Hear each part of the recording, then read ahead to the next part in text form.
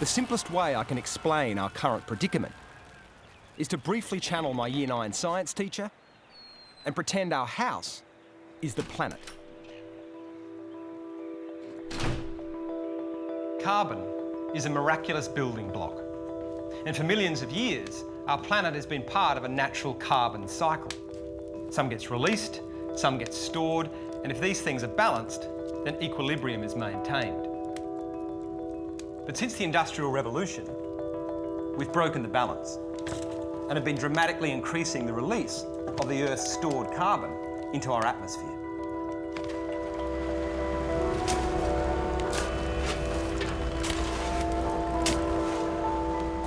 For hundreds of thousands of years, we hovered between about 180 and 280 parts per million of carbon dioxide in the atmosphere. But since the Industrial Revolution, that number has shot up over 40% to more than 400 parts per million, trapping heat in our atmosphere. More than 90% of the excess heat being trapped is absorbed by our oceans. The oceans also absorb much of the extra carbon dioxide, and so are now around 30% more acidic than they were 150 years ago. And this is impacting on biodiversity. As many sea creatures, such as oysters or clams, are struggling to make their shells.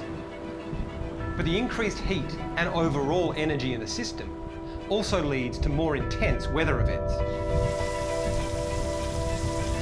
Hotter air can hold more moisture, so rainfalls, storms, hurricanes, floods, even snowfalls can become heavier.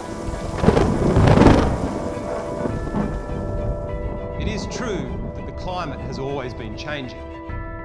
It just hasn't changed this rapidly in at least 50 million years.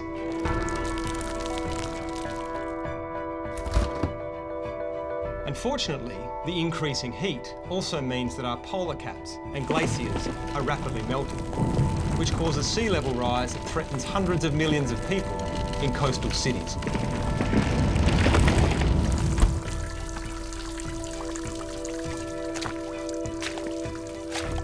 The Earth is our collective home that we're actually renting from future generations.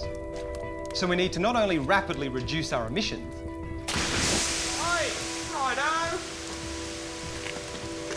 but also find ways to sequester or draw down the excess carbon dioxide that has already been put into the system. Many scientists believe that getting down to 350 parts per million would be a terrific goal.